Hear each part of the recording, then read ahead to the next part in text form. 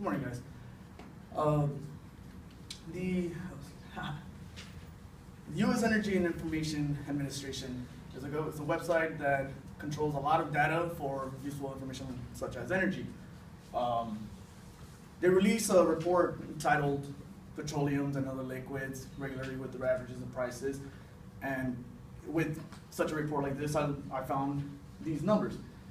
20 years ago, around this time, 1994, gas prices were about a little over $1, $1.11. 10 years ago, it was about a little over $2 at $2.07, and it currently stands at a little bit under $3, as you can see there. So we've seen that over the years, gas prices have gone up, much like a lot of consumer items. You know, prices of just about everything, food, clothing, a lot of things that we use every day have gone up. Well, in order to keep up with that, the demand for higher increases in wages also goes up.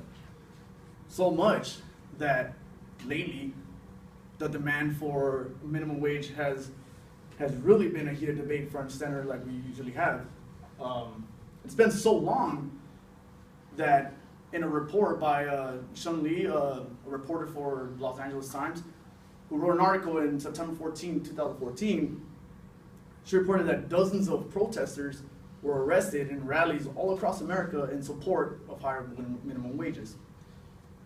Now, since the days I've been working, I've experienced 2 increases in minimum wages, and I'm about to experience a 3rd one in this coming year. The whole demand for it is for better living conditions, right? To be able to keep up with your quality of life. But what I've learned is that raising the minimum wage doesn't necessarily always equate to better living conditions. It does, however, perpetuate inflation. But before I discuss what the effects are of raising the minimum wage or demanding an increase, I'd like to give a little explanation of what the inflation process is.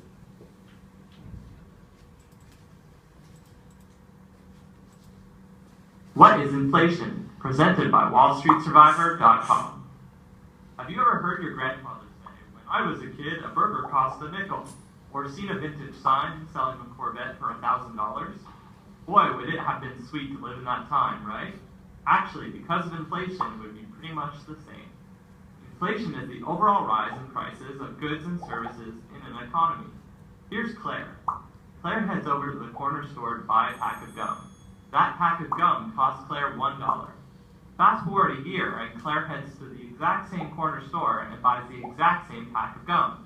This time, though, the pack of gum costs Claire $1.02. That 2% rise in the price of the gum is inflation. Inflation causes a rise in prices and also causes the value of your money, known as purchasing power, to decrease.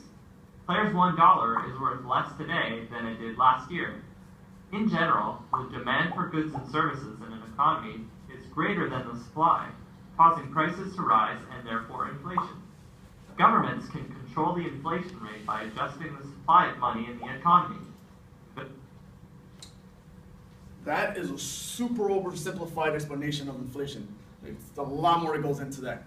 But with that, you kind of get an idea of what it is. Now that we've discussed a little more of that, I can talk about the effects of raising the minimum wage or demand for it. A trio of economic researchers by the name of Forger, Irwan, and Behan released a report on October 1st, 2010 entitled Restaurant Prices and the Minimum Wage. And through this extensive research, they found that, yeah, there is some benefits to raising the minimum wage. Things like less people being on government spending, like welfare. When there's more money in your pocket, there's less people on welfare. At least that's the intent behind it, one of the intent behind it. The other would be, of course, to boost the economy. If we ask for more money for better living conditions, we have more money to spend, and it bolsters our economic rate. But at the same time, there are others, economic researchers like Jared Bernstein, who, even in a panel of discussion on a website called informationsquared.us.org, there was a debate last year for discussing the minimum wage. And he, who is against the raising of the minimum wage, believes that a huge increase in raising the minimum wage, like the 50% increase that we're demanding at this time, would scare employers into seeking automated approaches, such as replacing that human element with an automated teller. So you just press a button and you move on, And again, the same thing. Inflation will eventually take over, and you'll be right back to square one. So after we discussed a little bit of the effects of raising the minimum wage to inflation and vice versa, I want to provide a little bit of feedback on myself about it. So when the demand for minimum wage increase comes to mind, the first thing I always ask myself is, are you living beyond your means? Okay. Here in Los Angeles, like it says right here, the average price, or the average income to cover the cost of living in Los Angeles is $3,600 a month, according to a report on COMM in 2014.